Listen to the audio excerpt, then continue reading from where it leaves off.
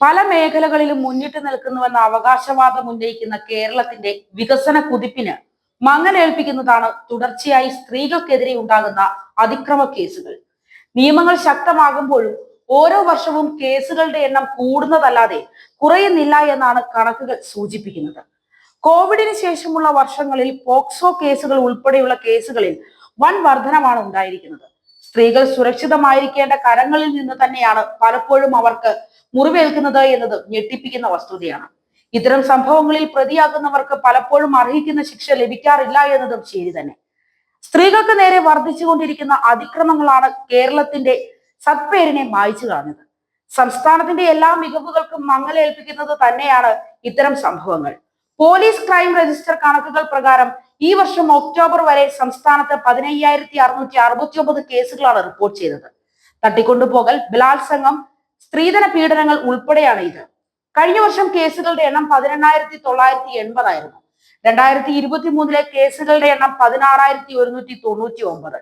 ഈ വർഷം 2,387 പീഡന കേസുകളാണ് റിപ്പോർട്ട് ചെയ്തത്. 2021 2,339 കേസുകളാണ് രജിസ്റ്റർ ചെയ്തിട്ടുള്ളത്.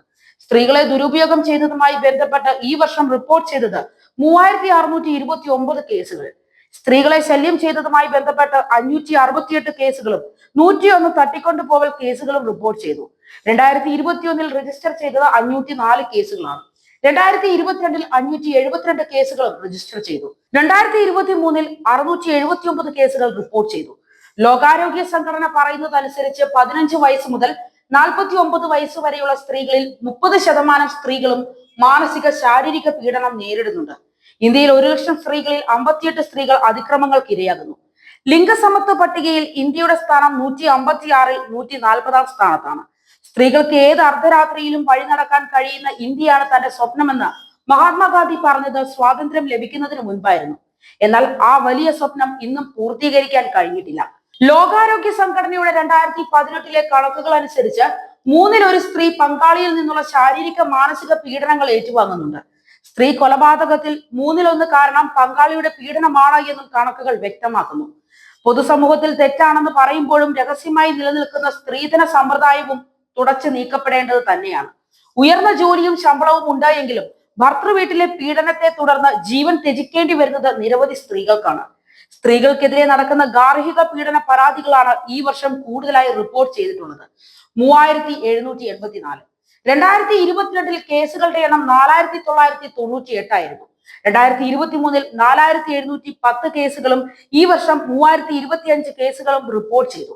ഇക്കാര്യത്തിൽ സിക്കിം, നാഗാലാൻഡ്, മണിപ്പൂർ, മിസോറാം, ഗോവ എന്നീ സംസ്ഥാനങ്ങളെ മാതൃകയാക്കാം. പോയ വർഷം സ്ത്രീധന പീഡനവുമായി ബന്ധപ്പെട്ട ഒരു കേസ് പോലും ഇവിടെ റിപ്പോർട്ട് ചെയ്തിട്ടില്ല. വീട്ടിനുള്ളിലും തൊഴിലിടങ്ങളിലും പൊതുസ്ഥലങ്ങളിൽ സ്ത്രീകൾ അതിക്രമത്തിന് ഇരയാവുന്നത് നാം സ്ഥിരമായി വായിക്കുന്ന വാർത്തകൾ മാത്രമാണ്. പ്രായഭേദമന്യെയാണ് സ്ത്രീകൾക്കെതിരായ അതിക്രമങ്ങൾ നടക്കുന്നത്. കൊച്ചുകുട്ടികൾ മുതൽ വയോജനങ്ങൾ വരെ ആക്രമിക്കപ്പെടുന്നുണ്ട്. ഗാർഹികാതിക്രമ നിയമവും തൊഴിലിടങ്ങളിലെ ലൈംഗിക പീഡന വിരുദ്ധ നിയമവും നിലവിലുണ്ടെങ്കിലും അതെല്ലാം എത്രമാത്രം ഫലപ്രദമാകുന്നുവെന്ന പരിശോധനയും അനിവാര്യം തന്നെ.